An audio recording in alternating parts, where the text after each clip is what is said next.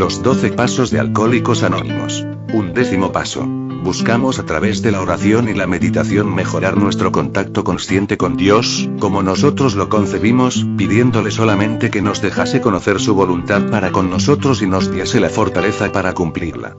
La oración y la meditación son nuestros medios principales de contacto consciente con Dios. Los AA somos gente activa que disfrutamos de las satisfacciones de enfrentarnos a las realidades de la vida, normalmente por primera vez, y que vigorosamente tratamos de ayudar al próximo alcohólico que llega. Así que no es de extrañar que a veces tengamos una tendencia a menospreciar la oración y la meditación, considerándolas como cosas que no son realmente necesarias. Creemos, sin duda, que son cosas que nos pueden ayudar a responder a algún problema urgente, pero al principio muchos de nosotros somos propensos a considerar la oración como una especie de misteriosa maniobra de los clérigos, de la cual podemos esperar sacar algún beneficio de segunda mano. O quizás ni siquiera creemos en estas cosas.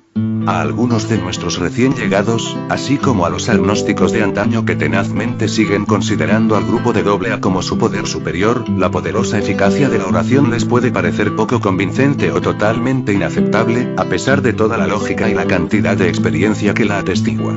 Aquellos de nosotros que una vez compartíamos estos sentimientos, podemos entender y comprenderlos. Recordamos muy bien ese algo que, desde las profundidades de nuestro ser, seguía rebelándose contra la idea de someternos a cualquier Dios. Además, muchos de nosotros nos valíamos de una lógica muy contundente que probaba que no existía ningún Dios. ¿Cómo se explicaban todos los accidentes, enfermedades, crueldades e injusticias del mundo? ¿Cómo se explicaban todas aquellas vidas infelices que eran la consecuencia directa de un nacimiento desgraciado o de las vicisitudes incontrolables de las circunstancias? Estábamos convencidos de que, en un mundo tan caprichoso, la justicia no podía existir y, por lo tanto, tampoco podía existir Dios. A veces recurríamos a otras tácticas. Vale, nos decíamos, es probable que la gallina existiera antes que el huevo. Sin duda, el universo tuvo alguna especie de primera causa, el dios del átomo, quizá, oscilando entre el frío y el calor. Pero no había evidencia alguna de la existencia de ningún dios que conociera a los seres humanos o que se interesara en la humanidad. Sí, nos gustaba AA y no vacilábamos en decir que AA había obrado milagros. Pero nos resistíamos a probar la meditación y la oración, tan obstinadamente como el científico que se niega a hacer un experimento por temor a que sus resultados refutaran su teoría predilecta. Claro está que acabamos haciendo el experimento y, cuando obtuvimos resultados inesperados, cambiamos de opinión. De hecho, cambiamos de convicción. Así nos vimos firmemente convencidos de la eficacia de la meditación y la oración. Y hemos descubierto que lo mismo puede ocurrirle a cualquiera que lo pruebe. Con mucha razón se ha dicho, casi los únicos que se burlan de la oración son aquellos que nunca han rezado con suficiente asiduidad. Aquellos de nosotros que nos hemos acostumbrado a valernos asiduamente de la oración, el tratar de desenvolvernos sin rezar nos parecería tan poco sensato como privarnos del aire, de la comida o de la luz del sol. Y por la misma razón. Cuando nos privamos del aire, de la comida, o de la luz del sol, el cuerpo sufre. Y de la misma manera, cuando nos negamos a rezar y a meditar, privamos a nuestras mentes, a nuestras emociones y a nuestras intuiciones de un apoyo vital y necesario. Así como el cuerpo puede fallar en sus funciones por falta de alimento, también puede fallar el alma. Todos tenemos necesidad de la luz de la realidad de Dios, del alimento de su fortaleza y del ambiente de su gracia. Las realidades de la vida de AA confirman esta verdad eterna de una manera asombrosa. Existe un encadenamiento directo entre el examen de conciencia, la meditación y la oración. Cada una de estas prácticas por sí sola puede producir un gran alivio y grandes beneficios. Pero cuando se entrelazan y se interrelacionan de una manera lógica, el resultado es una base firme para toda la vida. Puede que, de vez en cuando, se nos conceda vislumbrar aquella realidad perfecta que es el reino de Dios. Y tendremos el consuelo y el aval de que nuestro destino individual en ese reino quedará asegurado mientras intentemos, por vacilantes que sean nuestros pasos, conocer y hacer la voluntad de nuestro Creador. Como ya hemos visto, nos valemos del autoexamen para iluminar el lado oscuro de nuestra naturaleza con una nueva visión, acción y gracia. Es un paso que dimos hacia el cultivo de esta clase de humildad que nos hace posible recibir la ayuda de Dios. Pero no es más que un solo paso. Vamos a querer ir más lejos. Querremos que crezca y florezca lo bueno que hay en todos nosotros, incluso en los peores de nosotros. Sin duda necesitaremos aire fresco y comida en abundancia. Pero sobre todo queremos la luz del sol. Hay poco que pueda crecer en la oscuridad. La meditación es nuestro paso hacia el sol. ¿Cómo, entonces, hemos de meditar?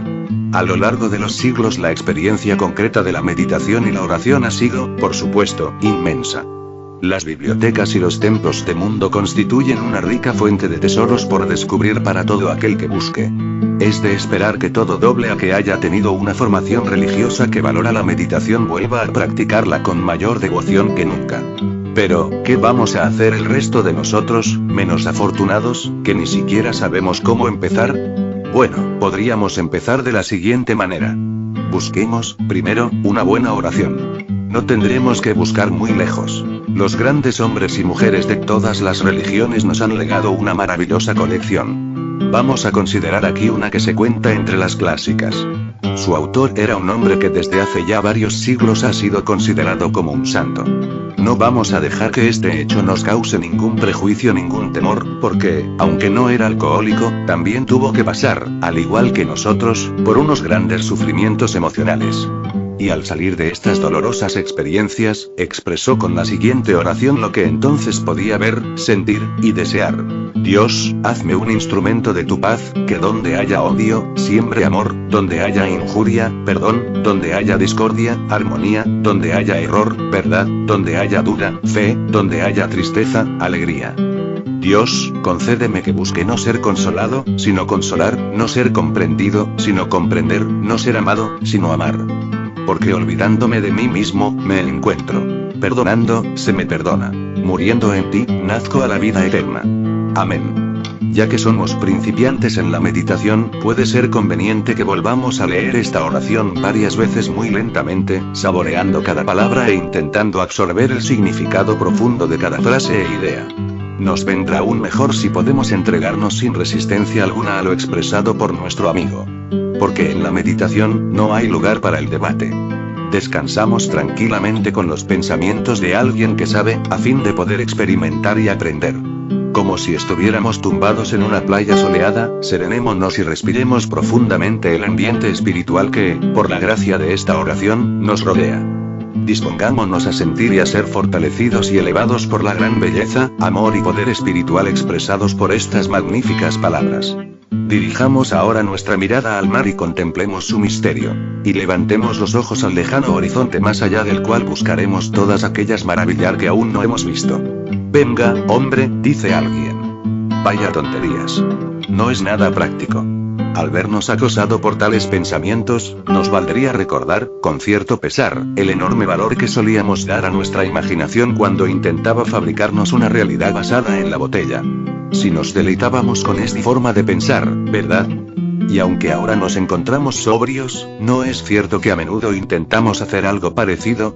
Tal vez nuestro problema no era que utilizáramos nuestra imaginación. Tal vez el problema real era nuestra casi total incapacidad para encaminar nuestra imaginación hacia unos objetivos apropiados. La imaginación constructiva no tiene nada de malo. Todo logro seguro y deseable se basa en ella. A fin de cuentas, nadie puede construir una casa hasta que no haya concebido un plan para hacerla. Bueno, la meditación también es así.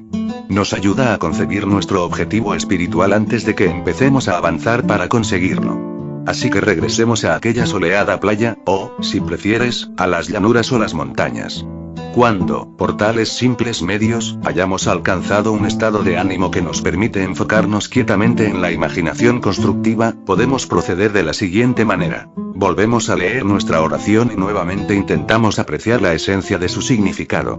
Nos pondremos a pensar en el hombre que originalmente la rezó.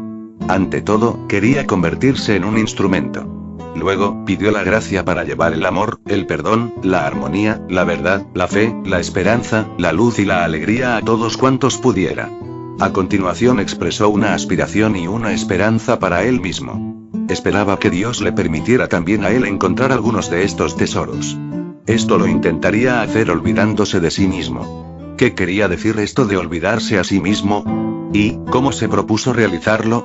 Le parecía mejor consolar que ser consolado. Comprender que ser comprendido. Perdonar que ser perdonado. Esto podría ser un fragmento de lo que se llama la meditación, tal vez nuestro primer intento de alcanzar cierto estado de ánimo, nuestro primer corto vuelo de reconocimiento, por así decirlo, en el reino del espíritu.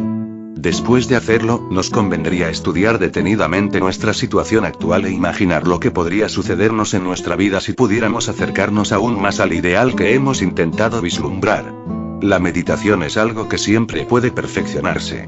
No tiene límites, ni de altura ni de amplitud.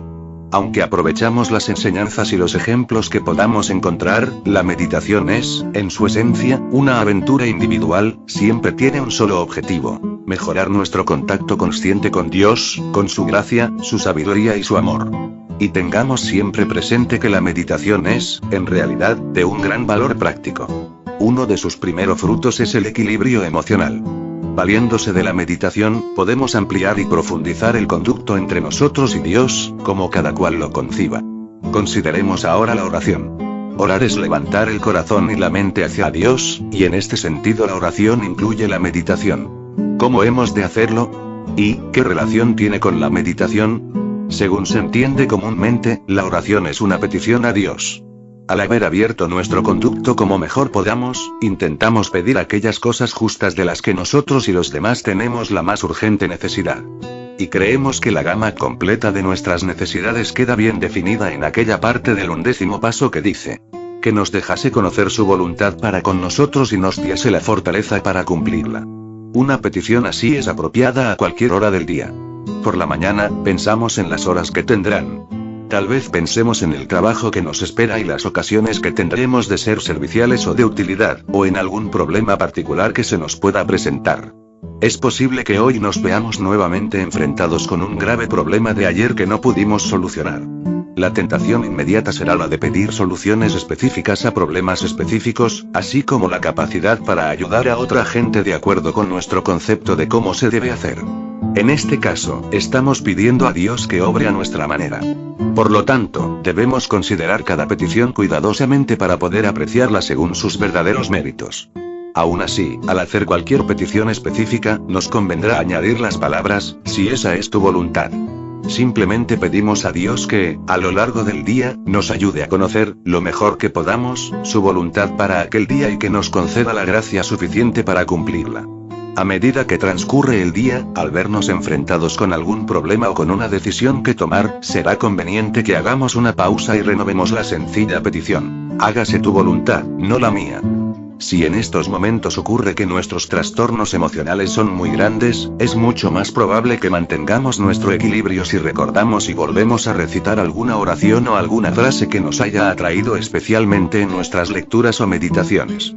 En los momentos de tensión, el mero hecho de repetirla una y otra vez a menudo nos hará posible desatascar un conducto bloqueado por la ira, el miedo, la frustración o los malentendidos, y volver a acudir a la ayuda más segura de todas, nuestra búsqueda de la voluntad de Dios, y no la nuestra. En estos momentos críticos, si nos recordamos a nosotros mismos que es mejor consolar que ser consolados, comprender que ser comprendidos, amar que ser amados, estamos conformes con la intención del 11º paso. Es razonable y comprensible que a menudo se haga la pregunta: ¿por qué no podemos presentarle a Dios un dilema específico e inquietante y, en nuestras oraciones, obtener de él una respuesta segura y definitiva a nuestra petición? Esto se puede hacer, pero lleva consigo algunos riesgos. Hemos visto a muchos a pedir a Dios, con gran sinceridad y fe, que les dé su orientación expresa referente a asuntos que abarcan desde una arrolladora crisis doméstica o financiera hasta cómo corregir algún pequeño defecto, como la falta de puntualidad. No obstante, muy a menudo las ideas que parecen venir de Dios no son soluciones en absoluto. Resultan ser autoengaños inconscientes, aunque bien intencionados.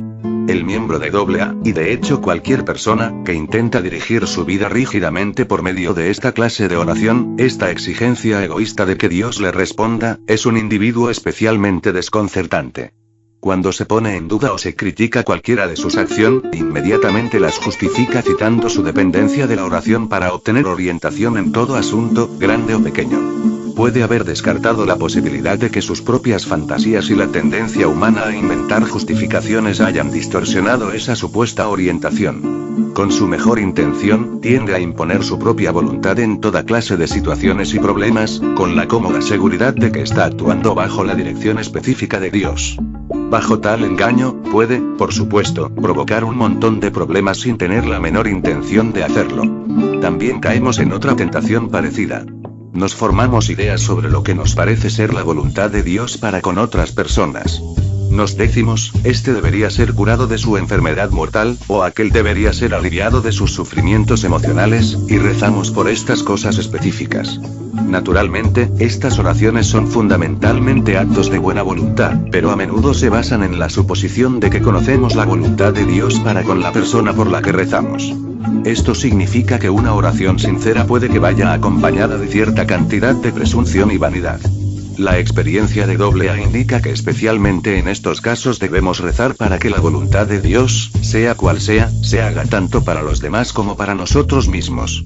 En AA hemos llegado a reconocer como indudables los resultados positivos y concretos de la oración. Lo sabemos por experiencia. Todo aquel que haya persistido en rezar ha encontrado una fuerza con la que normalmente no podía contar. Ha encontrado una sabiduría más allá de su acostumbrada capacidad. Y ha encontrado, cada vez más, una tranquilidad de espíritu que no le abandona ante las circunstancias más difíciles. Descubrimos que la orientación divina nos llega en la medida en que dejemos de exigirle a Dios que nos la conceda a nuestra demanda y según las condiciones que imponemos. Casi todo miembro experimentado de AA te puede contar cómo ha mejorado su vida de forma asombrosa e inesperada a medida que él iba intentando mejorar su contacto consciente con Dios. También te dirá que toda época de aflicción y sufrimiento, cuando la mano de Dios le parecía pesada e incluso injusta, ha resultado ser una ocasión de aprender nuevas lecciones para la vida, de descubrir nuevas fuentes de valor, y que, última e inevitablemente, le llegó la convicción de que, al obrar sus milagros, los caminos de Dios sí son inescrutables.